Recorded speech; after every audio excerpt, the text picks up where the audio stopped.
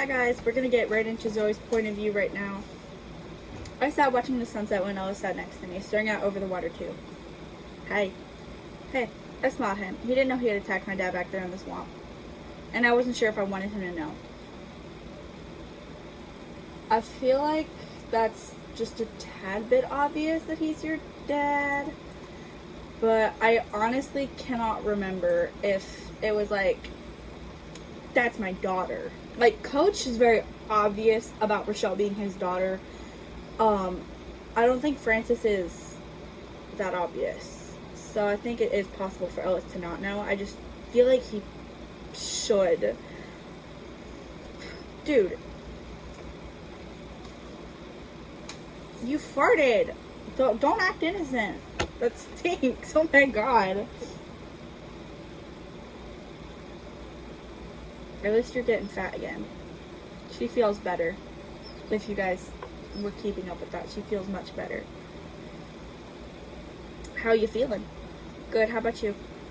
It's a lot to handle, Ellis admits. I mean, why can't we just find a good route and head straight for safety, you know? Why does everyone die and something malfunction? It was a good point, and I felt bad for him. Excuse me. We had grown closer in that helicopter before it crashed. He told me almost everything about him. I felt bad keeping secrets from him, but I didn't want to scare him away.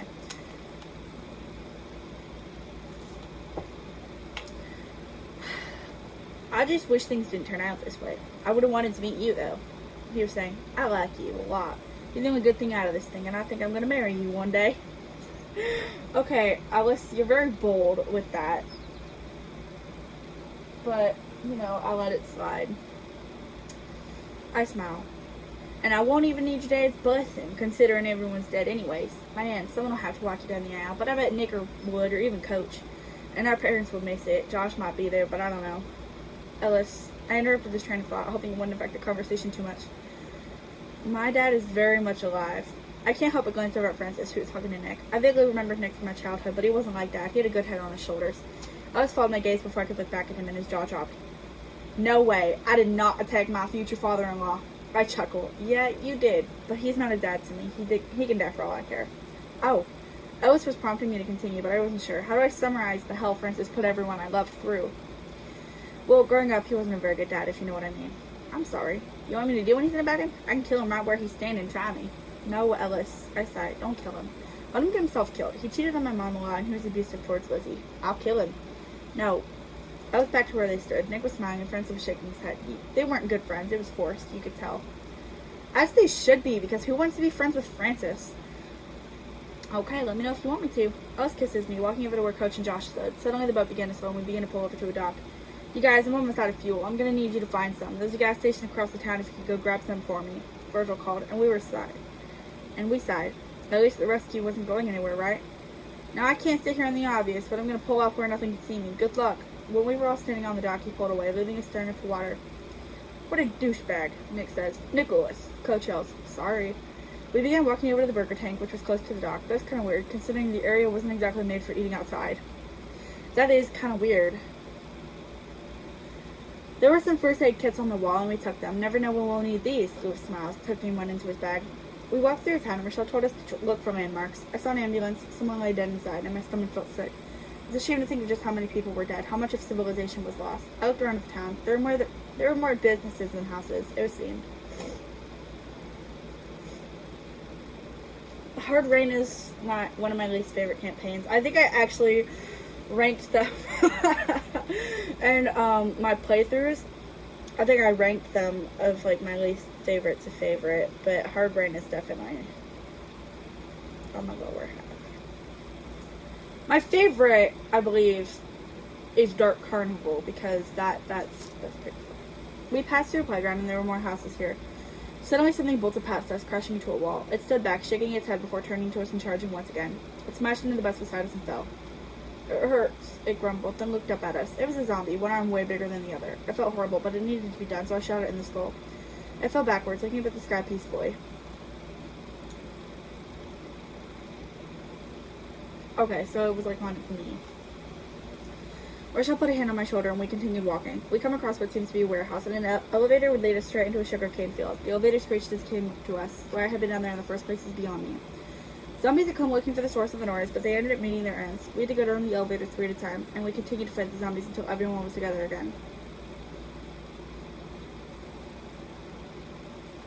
That math isn't right.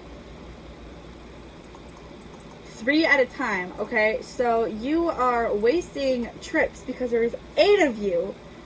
Sorry. For those of you who don't know, there's 8. That means you can do 4 and 4. There's 8 of you. Why 3 at a time?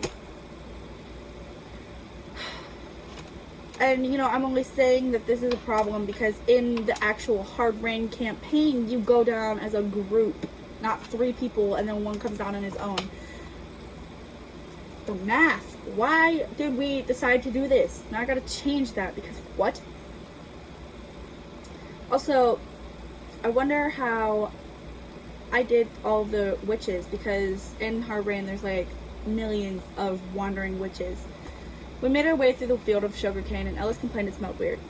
I've seen these things and all, but I never had a reason to go into them. I'm glad I didn't. It smells. I hate sugar fields. Francis sighs, following us as we finally make it out of the field, and the gas station stands in front of us. Oh, thank God, Lewis exclaims, and we all file in, grabbing the gas canisters and tying them to our backs. It began to rain, but it wasn't anything we couldn't handle. We made our way to the elevator thing again and took turns getting back up. Very few zombies were attracted, since most of them had been killed a few moments ago. We went down the stairs, and the weather began to get bad as we exited the warehouse. There was thunder and lightning, and the rain became hail. We had to run to a building to talk about what we should do. So, I know that there's different ways. I'm pretty sure that there's, like, almost like parkour that you can do to avoid walking in the actual flood of Hard Rain. And certain spots to keep you basically out of the ground.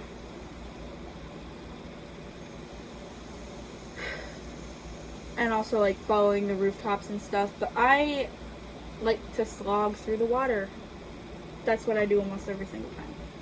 And my playthrough though, which you'll see eventually, I didn't slog through the water. I actually went on the roofs and stuff. I found a way to get through a little bit faster.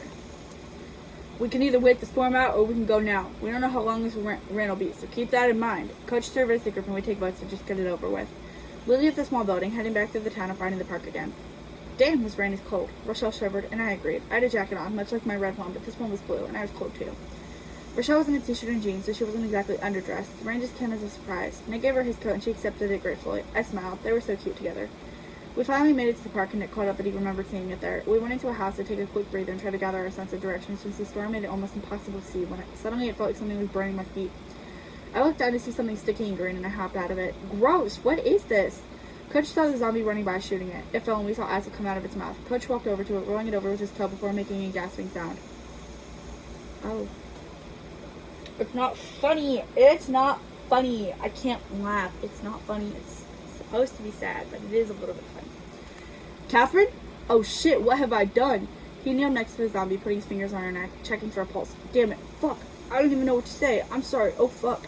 I'd never heard Coach. I'd never heard Coach cuss so much, and I walked over to him. Rochelle was there first, and I could tell by the look on her face that she had known the now dead zombie. What? She whispered gingerly, touching the zombie's face. Oh fuck. Lewis was there too, and my heart broke to the grieving family. I understood what they were feeling entirely. You don't think much of the ones you lost until you see them dead. Damn it, I'm a murderer. Coach's body was shaking, and I realized he was crying. Rochelle stared at her mom's deformed and dead body, and Lewis was staring out into the rain. Nick dropped down beside them, putting a hand on Coach's shoulder. Hey man, you didn't know. I should've. You smell. Are you farting? Or like what? Like, is that your breath? Because it stinks. No, you don't get to act all innocent, because that stinks. I should've. Fuck, when she first changed, she was throwing up acid and shit. I told her to get herself looked at. We fought. She needed some air and left. She didn't come back. I found her shortly after, and I was thankful to see her. Coach shakes his head. Stop. This is bullshit. I think a part of us had believed that once we got to safety, there would be a cure to bring everyone we loved back, but I was starting to think that we were on our own. And I began to think that maybe we would never find safety. We continued on our journey, taking another day to find the house close to Brewery Tank. We decided to take a break and give the storm a few days to carry out. Also, Coach needed some time. He couldn't coach us if he was heartbroken. Rochelle spent time with him. reminding him that she wasn't entirely gone. Everyone was quieter now, and we were all heartbroken in our own ways. Coach reminded me of myself when Bill died. I'd been so broken I didn't want to eat or anything. Can you stop? You are changing the size of my page. And now you're putting your feet on my keyboard. I felt sick all the time and wanted to blame Francis. Coach, unfortunately, could only blame himself. He was fully aware that it was his bullet that killed her, and I couldn't imagine living with that burden. I hoped he got better. He didn't deserve the stress he was feeling. We separate for the night on night 3 of being in the house, and Alice comes into the room after talking to Coach for a little bit. Zoey, he's getting better, he says, climbing into the bed. Good. We're not going to be able to stay here much longer. We've got to get out of here. I know. Alice kisses me, and I wrap my arms around him. I'll see if we'll be good to head out tomorrow. We're running out of time. I know. I smile. I kiss him again, and then I ask him dark. Alice, do you think we'll ever be able to have kids? I don't see why not. I mean, because of the apocalypse. Oh. He's quiet for a moment before saying he didn't think there would be a problem with us having kids one day. I started kissing him again, and we ended up undressed and tangled up together. Back when Lacey asked if I was a virgin, I hadn't lied when I said no. I've only done it once, though. And that makes sense. That makes sense. Alice was my second, and I'm sure I wasn't his first either.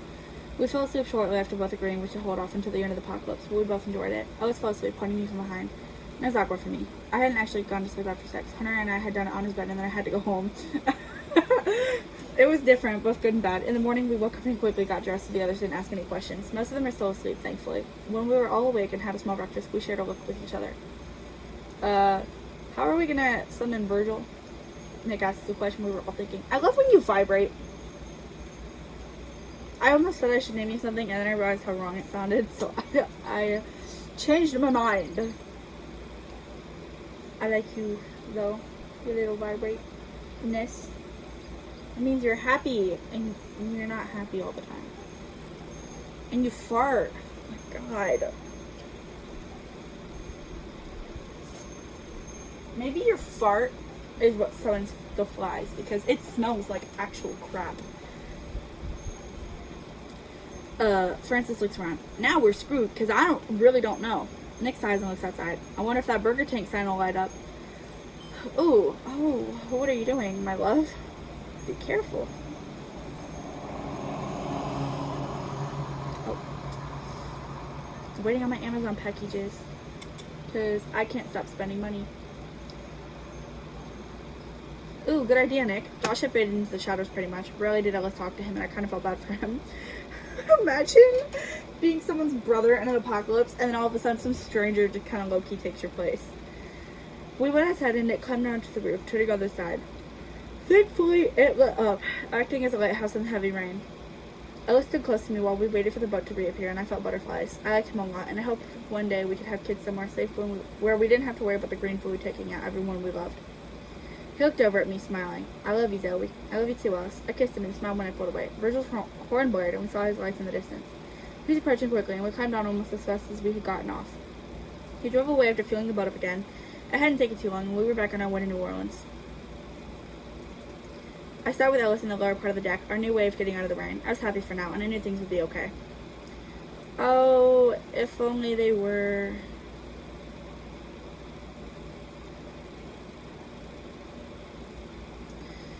Anyways, I had to do some quick editing. That's it for Zoe's point of view. Next time it's going to be Ellis. I'll see you then.